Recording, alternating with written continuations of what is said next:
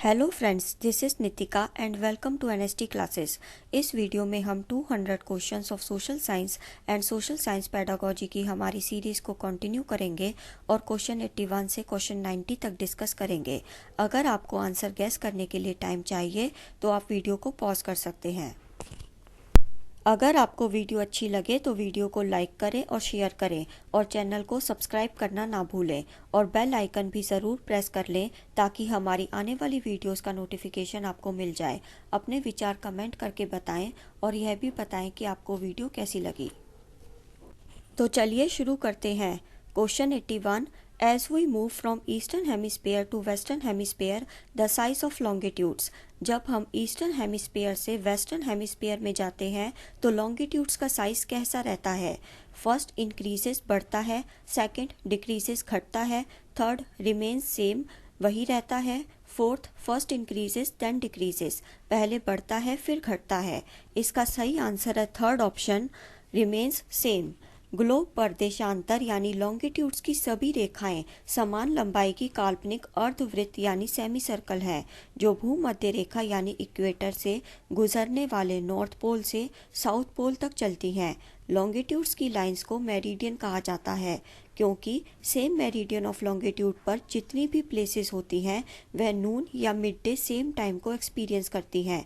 यानी किसी meridian of longitude पर जितनी जगह हैं उनमें से अगर किसी जगह पर दोपहर के 12 बज रहे हैं तो उस लॉन्गिट्यूड की हर जगह पर दोपहर के 12 बज रहे होंगे। सेम लाइन ऑफ लॉन्गिट्यूड को 180 डिग्री ईस्ट और 180 डिग्री वेस्ट के रूप में गिना जाता है। इस प्रकार 180 डिग्री लॉन्गिट्यूड जो कि प्राइम मेरिडियन 0 डिग्री के ठीक विपरीत है, अर्थ को ईस्टर्न और वेस्टर्न हेमिस्फीयर में विभाजित करते हुए एक पूर्ण चक्र यानी पूरा सर्कल बनाते हैं, 180 डिग्री पूर्व और पश्चिम। क्वेश्चन 82।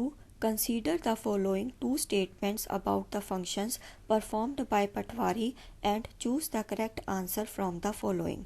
पटवारी के कामों की निम्नलिखित दो स्टेटमेंट्स में से कौन सी सही है, हमें ये बताना है। A, patwari maintains and updates land records of a village और a group of villages. Patwari एक गांव या गांवों के समूह के लैंड रिकॉर्ड्स को मेंटेन करता है और अपडेट रखता है। B, patwari is responsible for providing information to the government about the crops grown in the area under her his jurisdiction. Patwari अपने अधिकार क्षेत्र में आने वाली फसलों के बारे में सरकार को जानकारी प्रदान करने के लिए जिम्मेदार है। चलिए इस क्वेश्चन के ऑप्शंस देखते हैं क्या हैं। A, both A and B are true. A और बी दोनों सही हैं। B, A is false and B is true.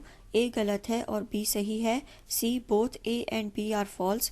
A और बी दोनों गलत हैं। D, A is true and B is false. A सही है और बी गलत है। इसका सही आंसर है ऑप्शन ए और बी दोनों सही हैं। पटवारी का मुख्य कार्य ज़मीन को मापना और ज़मीन का रिकॉर्ड रखना होता है। पटवारी को अलग अलग राज्यों में अलग अलग नामों से जाना जाता है। कुछ गांवों में ऐसे अधिकारियों को लेखपाल कहा जाता है और कुछ में कानून को या कर्मचारी या गांव का अधिकारी भी कहा जाता है। हम इस अधिकारी को पटवारी के रूप में संदर्भित करेंगे। प्रत्येक पटवारी गांवों के एक समूह के लिए जिम्मेदार होता है यानी रिस्पॉन्सिबल होता है। पटवारी गांव की ज़मीन के रिकॉर्ड्स को मेंटेन और अपडेट रखता है।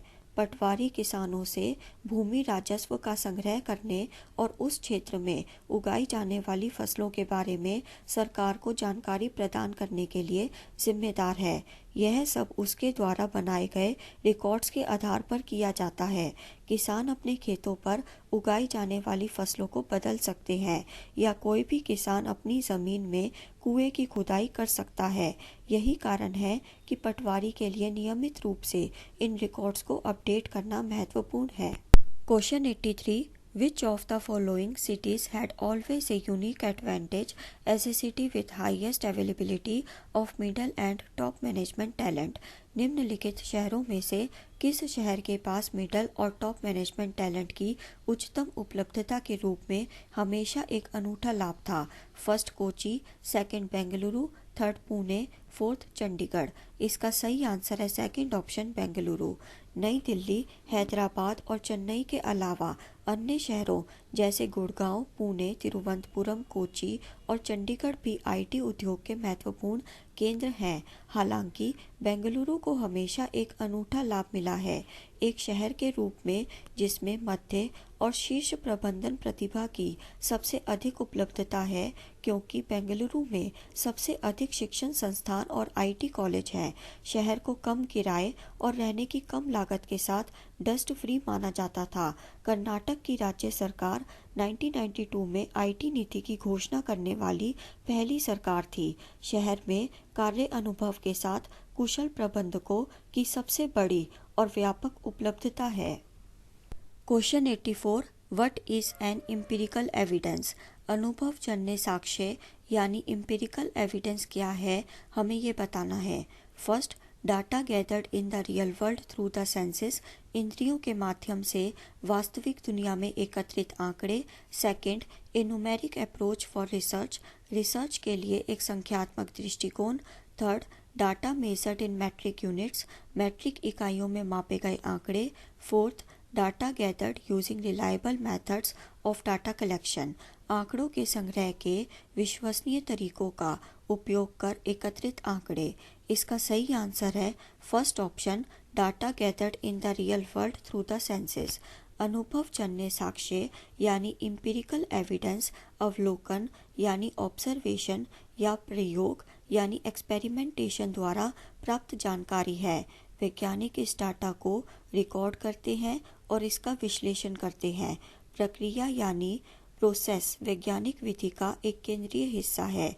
वैज्ञानिक पद्धति वैज्ञानिकों द्वारा प्रश्नों या परिकल्पनाओं को बनाने के साथ शुरू होती है और फिर किसी विशिष्ट सिद्धांत का समर्थन करने या उसका समर्थन करने के लिए टिप्पणियों और प्रयोगों के माध्यम से ज्ञान प्राप्त करती है। एम्पिरिकल का अर्थ है ऑब्जर्वेशन या एक्सपीरियंस पर आधारित, जो कि हम इंद्रियों के माध्यम से ही कर सकते हैं। Question 85, article 21 of the Indian constitution entitles, भारतीय संविधान का आर्टिकल 21 हमें कौन सा अधिकार प्रदान करता है, हमें ये बताना है। First, right to constitutional remedies, संवैधानिक सुधार का अधिकार। सेकंड, राइट टू लाइफ, जीवन का अधिकार। Third, right to freedom of religion, धर्म की स्वतंत्रता का अधिकार। फोर्थ, राइट टू इक्वेलिटी, समानता का अधिकार। इसका सही आंसर है second option, right to life. भारतीय संविधान का अनुच्छेद 21 जीवन का अधिकार प्रदान करता है। इस अनुच्छेद के अनुसार कोई भी व्यक्ति कानून द्वारा स्थापित प्रक्रिया के अनुसार अपने जीवन या व्यक्तिगत स्वतंत्रता से वंचित नहीं होगा। Question 86, who led the anti British movement in Kittur? Kittur में ब्रिटिश विरोधी आंदोलन का नेतृत्व किसने किया? फर्स्ट, रानी Chennamma. Second, Nana Phadnavis. Third, Ahilya Bai Holkar. Fourth, Rani Lakshmibai. इसका सही आंसर है फर्स्ट ऑप्शन, रानी चेन्नम्मा। रानी चेन्नम्मा कितूर, जो आज कर्नाटका में है, उसकी रानी थी। जब अंग्रेजों ने कितूर जैसी छोटी स्टेट पर अपना अधिकार करने की कोशिश की तो रानी चेन्नम्मा ने हथियार उठा लिए और अंग्रेजों के खिलाफ विरोध किया।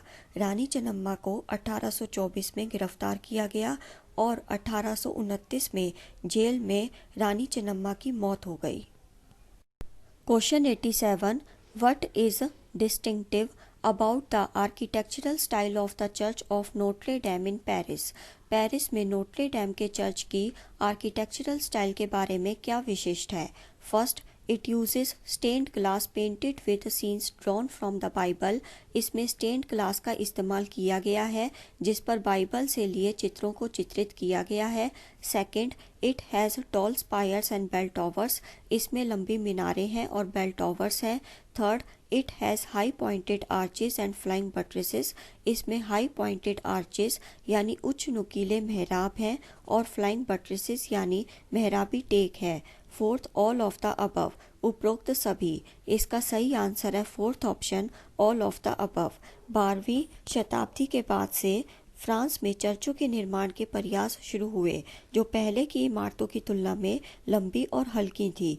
इस आर्किटेक्चरल स्टाइल को गोथिक कहा जाता है, जिसमें हाई पॉइंटेड आर्चेस होती हैं और स्टेन्ड ग्लास का इस्तेमाल होता है जिस पर बाइबल से लिए गए चित्र पेंट किए होते हैं। और इस चर्च में फ्लाइंग बट्रेसेस भी बनाई गई हैं। टॉल स्पायर्स और बेल टॉवर्स जो दूर से दिखाई देते हैं, उन्हें चर्च में जोड़ा गया है। इस आर्किटेक्चरल स्टाइल का सबसे अच्छा उदाहरण पेरिस में नोट्रे डेम का चर्च है, जिसका निर्माण 12वीं और 13वीं शताब्दी में किया गया था। अब आपको पता लग गया होगा कि सारे ऑप्शंस क्यों सही हैं। यह देखिए पेरिस का Notre Dame church. Question 88, what is the appellate system in India? Bharat में अपैलेट सिस्टम किसे कहते हैं, ये बताना है। First, provision for applying for judicial services, न्यायिक सेवा में आवेदन का प्रावधान। Second, provision for appeal in the parliament against a court order, न्यायालय के आदेश के खिलाफ संसद में अपील का प्रावधान। Third, provision for the executive head of the state acting as the highest appellate authority, राज्य कार्यपालिका प्रमुख का सर्वोच्च अपील प्राधिकारी के रूप में कार्यरत होने का प्रावधान। Fourth, provision for appeal to a higher court against the decision of a lower court, निचली न्यायालय के आदेश के खिलाफ उच्च न्यायालय में अपील का प्रावधान। इसका सही आंसर है fourth option, provision for appeal to a higher court against the decision of a lower court. अपीलीय प्रणाली यानी अपैलेट सिस्टम का अर्थ है कि कोई व्यक्ति उच्च न्यायालय में अपील कर सकता है यदि वह मानता है कि निचली अदालत द्वारा पारित निर्णय सही नहीं है। Question 89, at the upper primary stage, according to NCF 2005, the content of social studies will draw its content from which of the following subjects? NCF 2005 के अनुसार उच्च प्राथमिक स्तर पर सामाजिक अध्ययन की विषय वस्तु निम्नलिखित विषयों में से किस विषय से अपनी सामग्री निकालेगी? First, disaster management, history, political science and values education यानी आपदा प्रबंधन, इतिहास, राजनीति विज्ञान और मूल्यों की शिक्षा। Second, history, civics and geography यानी इतिहास, नागरिक शास्त्र और भूगोल। Third, history, geography, political science and economics यानी इतिहास, भूगोल, राजनीति विज्ञान और अर्थशास्त्र। Fourth, environmental science, history, civics and geography यानी पर्यावरण विज्ञान, इतिहास, नागरिक शास्त्र और भूगोल। इसका सही आंसर है third option, history, geography, political science and economics. Question 90, who among the following was hanged to death for attacking his officers in Barrackpore on 29 March 1857? 29 मार्च 1857 को बैरकपुर में अपने अधिकारियों पर हमला करने के लिए निम्नलिखित में से किसे फांसी दी गई? First, Sukhdev. Second, Mangal Pandey. Third, Bhagat Singh. Fourth, Rajguru. इसका सही आंसर है सेकंड ऑप्शन, मंगल पांडे। 29 मार्च 1857 को बैरकपुर में एक युवा सैनिक मंगल पांडे को अपने अधिकारियों पर हमला करने के लिए फांसी पर लटका दिया गया था। अगर आपको वीडियो अच्छी लगी हो तो वीडियो को लाइक करें और शेयर करें और चैनल को सब्सक्राइब करना ना भूलें और बेल आइकन भी ज़रूर प्रेस कर लें ताकि हमारी आने वाली वीडियोस का नोटिफिकेशन आपको मिल जाए। अपने विचार कमेंट करके बताएं और यह भी बताएं कि आपको वीडियो कैसी लगी। See you in the next video, till then goodbye. Thank you so much. Thanks for watching.